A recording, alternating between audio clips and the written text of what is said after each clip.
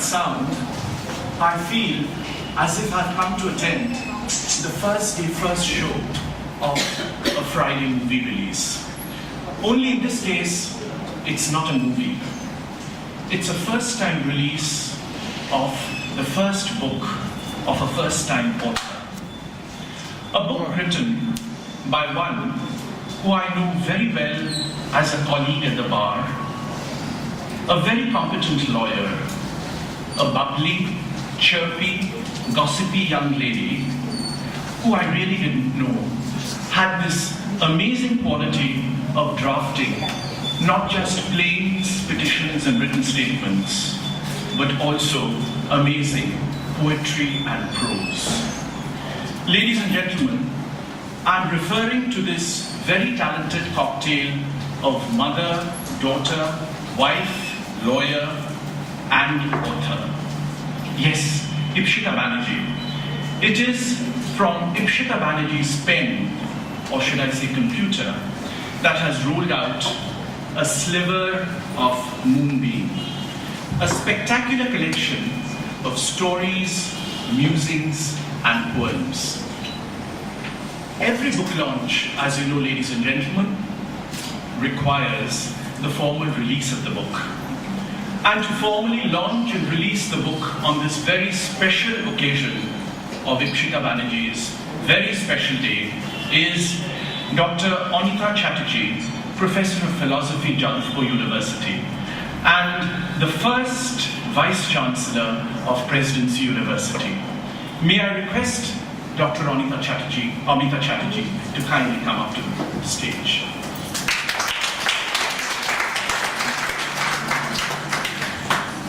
We have with us also Ms. June Malia, a very popular film and television personality, otherwise old-time school friend of Ipsita Banerjee. May I request Ms. Malia to kindly come up to the stage.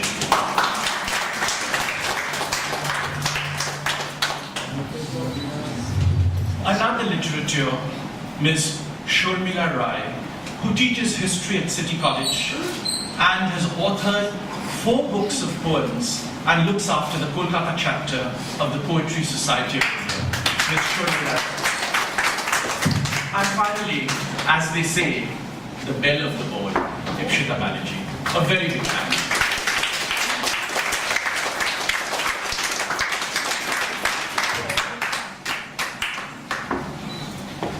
May I request Dr. Amita Chatterjee to formally launch the book and declare it open for all of you to read, admire, and preserve.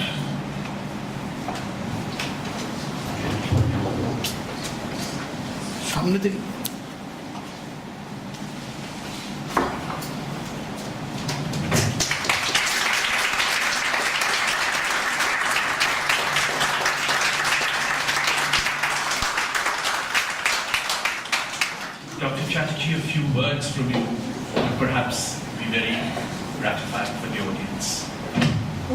It's a great pleasure for me to be able to launch the first book of Ipsita, whom I know since 1976, and when she was just a sort of toddler.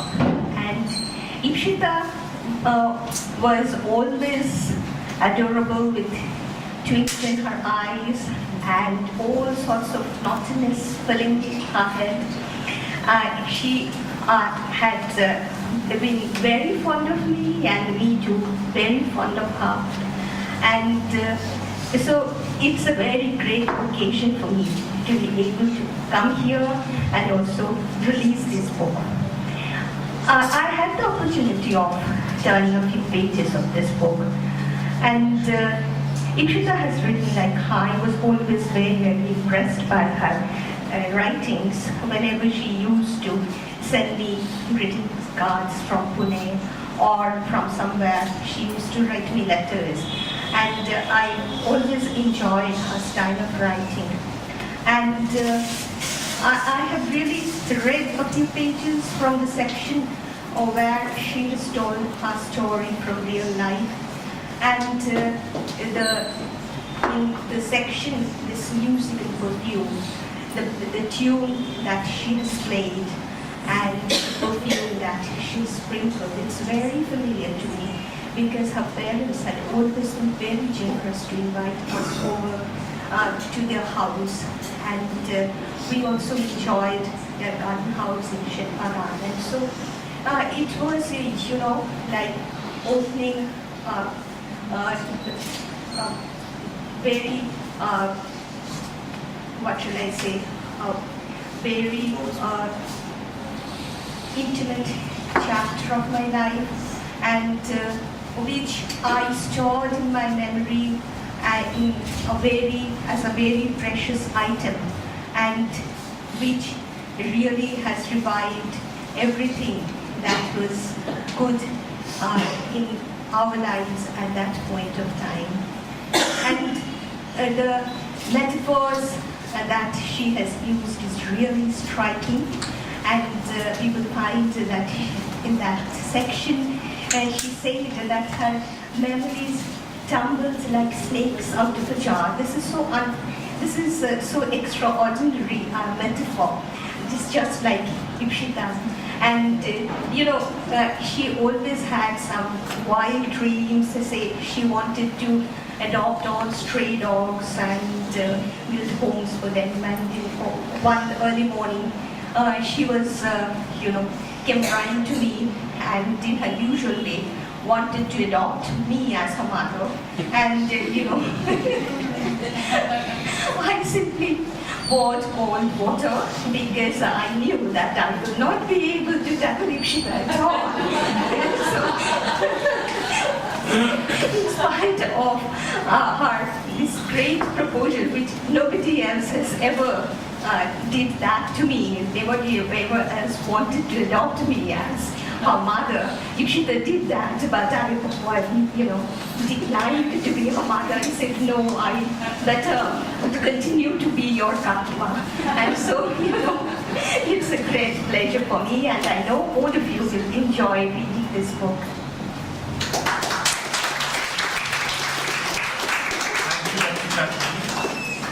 I must confess that I have also had the privilege of reading the book cover to cover before I came for this program. And what struck me most particularly about the style was the brutal honesty with which the book has been written.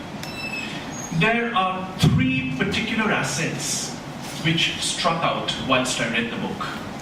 First was Ipsita's love for nature. Second was the fact that she's an excellent mother. And the third was the fact she desperately misses her father. These are aspects which I found so very human, so very touching, and so very passionately involving that I would recommend the book to one and all.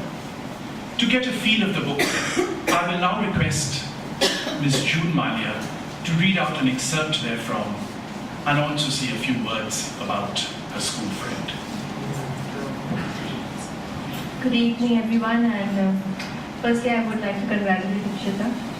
It's a wonderful effort and it's a lovely book, so all of you must read it. And Ipsita called me the other day and I was quite surprised to hear her voice, and she told me that, June, can you please come to the Weaver studio on such and such date for my book launch. I was like, really? I was taken aback. I could never think that Ipsita would sit down and write a book, because in school I remember she was the naughtiest girl. She was a tomboy, and I was pleasantly surprised when Ipsita introduced me to her husband one day in CCMC, I think a few years back, and she told me I have two lovely daughters. I was like, wow, you've done well. And this is a very honest effort. It's a very honest book. I loved it, and I think that each one of us would find a piece of our own selves in this book. So please do read it, because it's not only hilarious, it's very touching, especially the pages where Ipsita has written about her dad. And I can share the same feelings because I lost my dad to cancer as well, and I know each one of us how close, especially as daughters, the kind of bond we share with our dads and how much we miss them when they are no more. So Ipsita, all the best for the future. And I can see Ipsita's lovely two little angels over there, Isha and Amisha. Can you please stand up?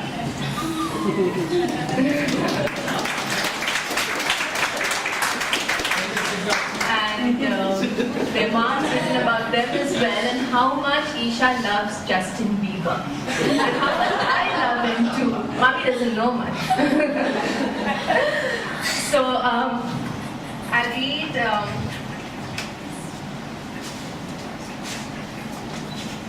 it's called the non-application of mind. And it's hilarious.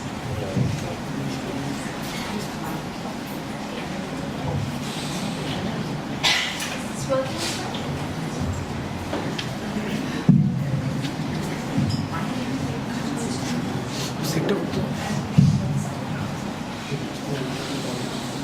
Can you hear me at the back? Yes. Non-application of mind. I'm often accused of a very serious crime. Non-application of mind. Take this for example. One morning when I was busy with yet another mindless crossword, I got this call. You know Edward Roy? Without waiting for a reply, he continued. The shop near Triangular Park.